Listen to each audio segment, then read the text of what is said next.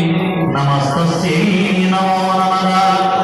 या देवी सर्वभूतेषु परिवारायै सर्वालङ्कारपूजनायै श्री महाकाली महालक्ष्मी महासरस्वत्यात्मिका चण्डिका दुर्गा परमेश्वर्यै नमः।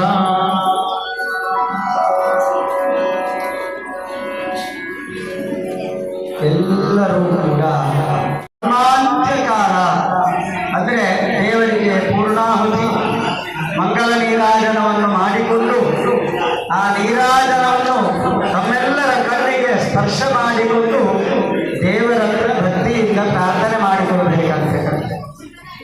ಎಷ್ಟು ಸಾವಿರಾರು ವರ್ಷಗಳ ಹಿಂದೆ ಈ ಒಂದು ಜಾಗದಲ್ಲಿ ಯಾರೋ ಋಷಿಗಳು ತಪಸ್ಸು ಮಾಡಿ ಮಹಿಷಮರ್ದಿನಿ ದೇವಿಯನ್ನು ಗಣಪತಿಯನ್ನೆಲ್ಲ ಪ್ರತಿಷ್ಠಾಪನೆ ಮಾಡಿದ್ದಾರೆ. ನಮ್ಮ ಹಿರಿಯರ ಉದ್ದೇಶ ಏನು ಅಂತ ಕೇಳಿದ್ರೆ, ದೇವರು ಎಲ್ಲ ಕಡೆ ಇದ್ದಾನಂತೆ. ದೇವರು ಇರದ ಕಡೆ ಇಲ್ಲ. ಸರ್ವತ್ರ ಗೋಸಿ ಭಗವನ್ ಕಿಲ ಯಜ್ಞಪಿತ್ವಾಂ ಆವಾಹಯಾಮಿ ಹಿತ ಯಜನೇನ ವಾಯು. ಹೇಗೆ ಗಾಳಿ ಅನ್ನುವಂಥದ್ದು ಇಡೀ ಬ್ರಹ್ಮಾಂಡದಲ್ಲಿ ಬೀಸ್ತಾ ಉಂಟು, ಅದೇ ರೀತಿಯಲ್ಲಿ ದೇವರ ಶಕ್ತಿ ಎಲ್ಲ ಕಡೆ ಉಂಟು. ಆದರೆ ಗಾಳಿಯನ್ನು ಹಿಡಿದು ನಿಲ್ಲಿಸಲಿಕ್ಕೆ ನಮ್ಗೆ ಯಾರಿಗೂ ಕೂಡ ಆಗುವುದಿಲ್ಲ. ಅದೇ ರೀತಿಯಾಗಿ ಭಗವಂತನನ್ನು ಕೂಡ ಕಾಣಲಿಕ್ಕೆ ನಮ್ಮ ಈ ಎರಡು ಕಣ್ಣುಗಳಿಂದ ಆಗುವುದಿಲ್ಲ.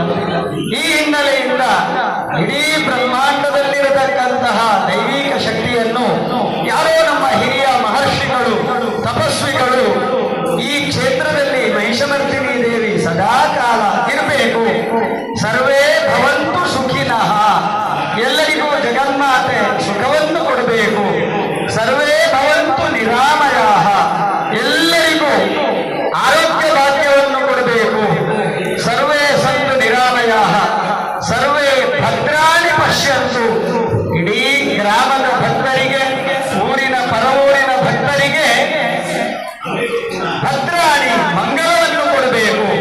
ಆಕಶ್ಚಿತ್ ದುಃಖ ಯಾರಿಗೂ ಕೂಡ ದುಃಖ ಬರದಂತೆ ಸುಖವನ್ನು ಕೊಡಬೇಕು ಎಂಬ ಉದ್ದೇಶದಿಂದ ನಮ್ಮ ಹಿರಿಯರು ಈ ದೇವಸ್ಥಾನದಲ್ಲಿ ಮಹಿಷಮರ್ದಿನಿ ದೇವಿಯನ್ನು ಪ್ರತಿಷ್ಠಾಪನೆ ಮಾಡಿದ್ರು.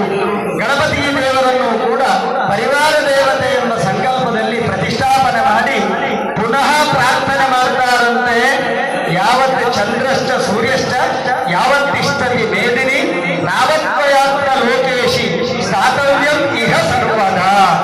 ಯಾವತ್ತಿನ ತನಕ ಸೂರ್ಯ ಚಂದ್ರರು ಬೆಳಗಿ ಈ ಒಂದು ಬ್ರಹ್ಮಾಂಡವನ್ನು ಬೆಳಗುತ್ತಾರೋ, ಯಾವತ್ತಿಷ್ಟತಿ ಮೇದಿನಿ ಈ ಒಂದು ಭೂಮಿ ಯಾವತ್ತಿನ ತನಕ ಇರ್ತದೋ, ನಾವತ್ವಯಾತ್ರ ಲೋಕೇಶಿ ಅಷ್ಟರ ತನಕ ಲೋಕೇಶಿ ಜಗನ್ಮಾತೆ ಮಹಿಷಮರ್ದಿನಿ ತಾವತ್ತು ಇಹ ಸರ್ವದಾ. ಈ ಒಂದು ಗೋಶಾಲ ಕ್ಷೇತ್ರದಲ್ಲಿ ನೀನು ನೆಲೆಯಾಗಿ ನಿಲ್ಲಬೇಕು ಅಂತ ಹೇಳುವ ಪ್ರಾರ್ಥನೆಯನ್ನು ನಮ್ಮ ಹಿರಿಯರು ಮಾಡಿರ್ತಾರೆ. ಅಂತಹ ಪುಣ್ಯ ಕ್ಷೇತ್ರ ಗೋಶಾಲ ಮಹಿಷಮರ್ದಿನಿ ದೇವಿ. ಇಲ್ಲಿ ಬ್ರಹ್ಮಕಲಶಗಳಾಗಿದೆ, ಎಷ್ಟೋ ಒಳ್ಳೆಯ ಕೆಲಸಗಳೆಲ್ಲ ಆಗಿದೆ. ಯಾಕೆ ಮಾಡಿದ್ದಾರೆ ಅಂತ ಕೇಳಿದ್ರೆ, ಕ್ಷೇತ್ರದ ಸಾನ್ನಿಧ್ಯ ವೃದ್ಧಿಯಾಗಬೇಕು, ಊರಿಗೆ ಸುಭೀಕ್ಷೆ ಆಗಬೇಕು, ಜನರಿಗೆ ಮಂಗಲ ಆಗಬೇಕು ಅಂತ ಹೇಳುವ ಸಂಕಲ್ಪ. ಶಾಸ್ತ್ರ ಹೇಳ್ತದೆ, ಒಂದು ದೀಪವನ್ನು ಉರಿಸಿ ಆ ದೀಪ ನಂದಾದೀಪ ಆಗಬೇಕಾದ್ರೆ ಅದಕ್ಕೆ ಬೇಕಾದಂತಹ ತೈಲವನ್ನು ಹಾಕ್ತಾ ಇರಬೇಕಂತೆ. ಎಣ್ಣೆ ತೈಲವನ್ನು ಹಾಕದಿದ್ರೆ ಆ ದೀಪ ಉರಿಯಲಿಕ್ಕೆ ಸಾಧ್ಯ ಆಗುವುದಿಲ್ಲ. ಅದೇ ರೀತಿಯಾಗಿ ದೇವಸ್ಥಾನದಲ್ಲಿ ದೇವರ ಪ್ರತಿಷ್ಠಾಪನೆಯನ್ನು ಮಾಡಿ ಸಾನ್ನಿಧ್ಯ ವೃದ್ಧಿಯಾಗುತ್ತಾ ಇರಬೇಕಾದ್ರೆ ಆಚಾರ್ಯ ತಪಸ. ಈ ಕ್ಷೇತ್ರಕ್ಕೆ ಸಂಬಂಧಪಟ್ಟಂತಹ ಆಚಾರ್ಯರು ತಂತ್ರಿಗಳು ತನ್ನ ಹಿರಿಯರನ್ನೆಲ್ಲ ನೆನೆಸಿಕೊಂಡು ಶಾಸ್ತ್ರೋಕ್ತ ವಿಧಿವಿಧಾನದಿಂದ ದೇವರಿಗೆ ಕಲಶಾಭಿಷೇಕ ಇಂತಹ ಹೋಮ ಹವನಾದಿಗಳನ್ನು ಮಾಡಿದ್ರೆ ಒಳಗೆ ಇರತಕ್ಕಂತಹ ದೇವಿಯ ಸಾನ್ನಿಧ್ಯ ಅಭಿವೃದ್ಧಿ ಆಗ್ತದಂತೆ. ತಪಸ ಆಮ್ನಾಯ ಜಪೇನ. ಈ ಕ್ಷೇತ್ರದಲ್ಲಿ ವೇದ ಪಾರಾಯಣ ಭಜನೆ ಎಲ್ಲವೂ ಕೂಡ ನಿರಂತರವಾಗಿ ಆಗ್ತಾ ಇರಬೇಕಂತೆ. ಉತ್ಸವೇನ ಅನ್ನದಾನೇನ, ಅದೇ ರೀತಿಯಾಗಿ ವರ್ಷಕ್ಕೆ ಒಮ್ಮೆ ಆಗತಕ್ಕಂತಹ ಉತ್ಸವಗಳು, ಅದೇ ರೀತಿಯಾಗಿ ಅನ್ನದಾನಾದಿ ಸತ್ಕರ್ಮಗಳು ಕ್ಷೇತ್ರದಲ್ಲಿ ನಡೆದರೆ ನಿಯಮೇನ ನಾವೆಲ್ಲ ಭಕ್ತರು ಮನೆಯಿಂದ ಹೊರಡುವಾಗ ಖಾಲಿ ಕೈಯಲ್ಲಿ ಬರುವಂತಿಲ್ಲ. ಗುರುಗಳಲ್ಲಿ ಹೋಗುವಾಗ ದೇವಸ್ಥಾನ ದೇವಸ್ಥಾನಕ್ಕೆ ಹೋಗುವಾಗ ಬರೀ ಕೈಯಲ್ಲಿ ಹೋಗಬಾರದಂತೆ. ಕೈಯಲ್ಲಿ ಹಣ್ಣು ಕಾಯಿ ಫಲವಸ್ತುಗಳನ್ನೆಲ್ಲ ಇಟ್ಟುಕೊಂಡು ದೇವರಿಗೆ ಅರ್ಪಣೆ ಮಾಡಬೇಕು, ಗುರುಗಳಿಗೆ ಅರ್ಪಣೆ ಮಾಡಬೇಕು ಅಂತ ಹೇಳಲಿಕ್ಕೆ ಅಂತಹ ಒಂದು ವಿಶೇಷ ನಿಯಮಗಳನ್ನು ತನ್ನ ಶರೀರವನ್ನು ಶುದ್ಧ ಇಟ್ಟುಕೊಂಡು ಮನಸ್ಸನ್ನು ಶುದ್ಧ ಇಟ್ಟುಕೊಂಡು ದೇವಸ್ಥಾನಕ್ಕೆ ಬಂದ್ರೆ ಕ್ಷೇತ್ರ ಸಾನ್ನಿಧ್ಯ ಅಭಿವೃದ್ಧಿ ಆಗ್ತದೆ ಅಂತ ಹೇಳುವ ಶಾಸ್ತ್ರವಚನ ಉಂಟು. ಈ ಒಂದು ಹಿನ್ನೆಲೆಯಲ್ಲಿ ಇವತ್ತಿನ ದಿವಸ ದೇವರೇ ನಮಗೆ ಪ್ರೇರೇಪಣೆ ಕೊಟ್ಟದ್ದು ಚಂಡಿಕಾ ಹೋಮ ಆಗಬೇಕು, ಗಣಪತಿಗೆ ವಿಶೇಷವಾಗಿರತಕ್ಕಂತಹ ಮೂಡಪ್ಪ ಸೇವೆ ಆಗಬೇಕು. ಇವತ್ತು ಸಂಕಷ್ಟ ಚತುರ್ಥಿ ಮಂಗಳವಾರ. ಈ ಮಂಗಳವಾರ ಸಂಕಷ್ಟ ಚತುರ್ಥಿ ಬಂದ್ರೆ ಅದು ಬಹಳ ವಿಶೇಷ ದಿನ ಅಂತ ಹೇಳಿ ಇನ್ನೊಂದು ದಿನ ಅಂತಹ ದಿನ ನಮಗೆ ಸಿಗಲಿಕ್ಕೆ ಸಾಧ್ಯವೇ ಇಲ್ಲ. ಅಂತಹ ಅಂಗಾರಕ ಚತುರ್ಥಿ ಅಂತ ಹೇಳಿ ಅಂತಹ ಪುಣ್ಯ ಕಾಲದಲ್ಲಿ ಇವತ್ತಿನ ದಿನ ರಾತ್ರಿ ಗಣಪತಿಗೆ ವಿಶೇಷವಾಗಿ ಮೂಡಪ್ಪ ಸೇವೆಯನ್ನು ನಾವು ಮಾಡಲಿಕ್ಕಿದ್ದೇವೆ. ಗಣಪತಿಯ ಗುಡಿಯ ಒಳಗೆ ಆ ಕಬ್ಬಿನ ಬೇಲಿಯನ್ನು ಕಟ್ಟಿ ದೇವರ ಮುಖಕ್ಕೆ ಮುಳುಗುವ ಹಾಗೆ ಮೂಗಿನ ತನಕ ಬಾಯಿಯ ತನಕ ಬರುವ ಹಾಗೆ ಅಪ್ಪವನ್ನು ಸುರಿದು ಸುರಿದು ಸುರಿದು ಸುರಿದು ಗಣಪತಿ ಯಾವಾಗ ಬಾಯಿಯ ತನಕ ಬರ್ತದೋ ಆಗ ಅದಕ್ಕೆಲ್ಲ ಅಲಂಕಾರ ಮಾಡಿ ವಿಶೇಷವಾಗಿ ಪೂಜೆಯನ್ನು ಮಾಡಿ ಕವಾಟ ಬಂಧನ ಮಾಡುವಂತಹದ್ದು. ನಾಳೆ ಬೆಳಿಗ್ಗೆ ಪ್ರಾತಃ ಕಾಲದಲ್ಲಿ ಸೂರ್ಯೋದಯದ ಸಂದರ್ಭದಲ್ಲಿ ಕವಾಟೋದ್ಘಾಟನೆ ಮಾಡಿ ಎಲ್ಲರಿಗೂ ಆ ಒಂದು ಮಂಗಲ ದರ್ಶನವನ್ನು ಮಾಡಿಸುವಂತಹ ವಿಶೇಷ ಕಾರ್ಯಕ್ರಮ ಮೂಡಪ್ಪ ಸೇವೆ. ಆ ಮೂಡಪ್ಪ ಸೇವೆ ಮಾಡುವ ಮೊದಲು ಯಾ ದೇವಿ ಸರ್ವಭೂತೇಶು ಮಾತೃರೂಪೇಣ ಸಂಸ್ಥಿತ. ಒಂದು ಮಗು ಪಕ್ಕನೆ ಬಿದ್ರೆ ಅಮ್ಮ ಅಂತೇಳಿ ಹೇಳ್ತದಂತೆ. ನಮಗೆಲ್ಲರಿಗೂ ಕೂಡ ತಾಯಿ ಆ ಜಗನ್ಮಾತೆ ಚಂಡಿಕಾ ದುರ್ಗಾ ಪರಮೇಶ್ವರಿ ಅಂತ ಹೇಳಿದಕ್ಕ ಬಹಳ ಹಿಂದಿನ ಕಾಲದಲ್ಲಿ ಮನುಷ್ಯರಿಗೆ ಋಷಿಗಳಿಗೆ ಕಷ್ಟ ಬಂದಾಗ ಎಲ್ಲರೂ ಕೈ ಎತ್ತಿ ಜಗದಂಬ ಅಂತ ಹೇಳಿ ಪ್ರಾರ್ಥನೆ ಮಾಡ್ತಾರಂತೆ. ತಾಯಿ ದುರ್ಗಾ ಪರಮೇಶ್ವರಿ ನೀನು ಅವತಾರ ಎತ್ತಿ ನಮ್ಮನ್ನೆಲ್ಲ ರಕ್ಷಣೆ ಮಾಡಬೇಕು.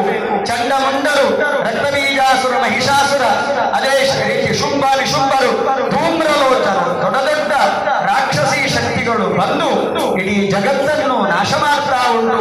ಎಲ್ಲ ಯಜ್ಞಯಾಗಾದಿಗಳನ್ನು ಭಂಗ ಮಾಡ್ತಾ ಉಂಟು. ಇಂತಹ ಸಂದರ್ಭದಲ್ಲಿ ಜಗನ್ಮಾತೆ ನೀನು ಅನುಗ್ರಹಿಸಬೇಕು ಅಂತ ಹೇಳಿ ಪ್ರಾರ್ಥನೆ ಮಾಡಿಕೊಂಡಾಗ ಜ್ವಲಂತಮಿವ ಪರ್ವತಂ, ದೇವಿಯ ಅವತಾರ ಹೇಗೆ ಆಯಿತು ಅಂತ ಕೇಳಿದ್ರೆ ಇಡೀ ದೊಡ್ಡ ಪರ್ವತ ಉರಿದು ಜ್ವಾಲೆ ಮೇಲಕ್ಕೆ ಹೋದ್ರೆ ಹೇಗೆ ಕಾಣಿಸ್ತದೋ ಅದೇ ರೀತಿಯಾಗಿ ಆ ದೇವಿ ಅವತಾರ ಎತ್ತಿ ಬರ್ತಾಳಂತೆ. ಅವತಾರ ಎತ್ತಿ ಜ್ವಾಲಾರೂಪಿಣಿಯಾಗಿರತಕ್ಕಂತಹ ದೇವಿ ಅದರಲ್ಲಿ 3 ವಿಭಾಗವನ್ನು ಮಾಡಿಕೊಡ್ತಾಳಂತೆ. ಒಂದು ಮಹಾಕಾಳಿ, ಮಹಾಲಕ್ಷ್ಮಿ, ಮಹಾಸರಸ್ವತಿ ಅಂತ ಹೇಳಿ. ಕಾಳಿ ಅಂತ ಹೇಳಿದ್ರೆ ಉಗ್ರ ರೂಪ, ಮಹಾಲಕ್ಷ್ಮಿ ಅಂತ ಹೇಳಿದ್ರೆ ಸಾಕ್ತ ರಾಜಸ ರೂಪ, ಮಹಾಸರಸ್ವತಿ ಅಂತ ಹೇಳಿದ್ರೆ ತಾಮಸ ರೂಪ. ಈ 3 ರೂಪದಿಂದ ಮಧುಕೈಟರನ್ನು, ರಕ್ತಬೀಜಾಸುರ ಮಹಿಷಾಸುರನನ್ನು, ಶುಂಭ ನಿಶುಂಭರನ್ನು, ಧೂಮ್ರಲೋಚನನನ್ನು ಎಲ್ಲವರ ಪರಿವಾರಗಳನ್ನು ನಾಶ ಮಾಡಿ ಯಾವಾಗ ನಿಮಗೆ ಕಷ್ಟಗಳು ಬರ್ತದೋ ಆಗ ನನ್ನನ್ನು ನೆನೆಸಿಕೊಳ್ಳಿ, ನಾನು ಅನುಗ್ರಹಿಸ್ತೇನೆ ಅಂತ ಹೇಳ್ತಾಳಂತೆ. ಅಂತಹ ಜಗನ್ಮಾತೆಯನ್ನು ಸ್ತೋತ್ರ ಮಾಡಬೇಕು ನಾವು. ಹೇಗೆ ಅಂತ ಹೇಳಿದ್ರೆ ದೇವಿ ಸಪ್ತಶತಿ ಎಂಬ ಮಂತ್ರದಿಂದ. ಆ ಸಪ್ತಶತಿ ಮಂತ್ರ ಅಂತ ಹೇಳಿದ್ರೆ ಕಾಮಧೇನುವಿನಂತೆ. ಕಾಮಧೇನು ಯಾವ ರೀತಿ ಹಾಲನ್ನು ನಿರಂತರವಾಗಿ ಮಾಡ್ತಾ ಇರ್ತದೋ ಅದೇ ರೀತಿಯಾಗಿ 700 ಶ್ಲೋಕ ಮಂತ್ರಗಳಿಗೆ ದೇವಿ ಮಹಾತ್ಮೆ ಅಂತ ಹೇಳಿ ಹೆಸರು, ಸಪ್ತಶತಿ ಅಂತ ಹೇಳಿ ಹೆಸರು. ಆ 700 ಮಂತ್ರಗಳಿಂದ ಅಗ್ನಿ ಮಧ್ಯದಲ್ಲಿ ನಾವು ಪಾಯಸವನ್ನು ಅರ್ಪಣೆ ಮಾಡಿದಾಗ ಜಗನ್ಮಾತೆ ಅದನ್ನು ಸ್ವೀಕರಿಸಿ ನಮಗೆ ಬರತಕ್ಕಂತಹ ಎಲ್ಲ ಕಷ್ಟ ತಾಪತ್ರಯಗಳನ್ನು ಪರಿಹಾರ ಮಾಡ್ತಾರೆ. ದೇವಿಯ ಸಾನ್ನಿಧ್ಯ ಇಲ್ಲಿ ಅಭಿವೃದ್ಧಿ ಆಗ್ತದೆ. ಅಂತಹ ವಿಶೇಷ ಚಂಡಿಕಾ ಯಾಗವನ್ನು ಈ ಕ್ಷೇತ್ರದಲ್ಲಿ ಮಾಡಲಾಗಿದೆ. ಅದಕ್ಕೆ ತನು ಮನ ಧನ ಸಹಕಾರವನ್ನು ಎಲ್ಲರೂ ಕೂಡ ಊರಿನವರು ಕೊಟ್ಟಿದ್ದಾರೆ. ಪ್ರಾರ್ಥನೆ ಮಾಡಿಕೊಳ್ಳೋಣ.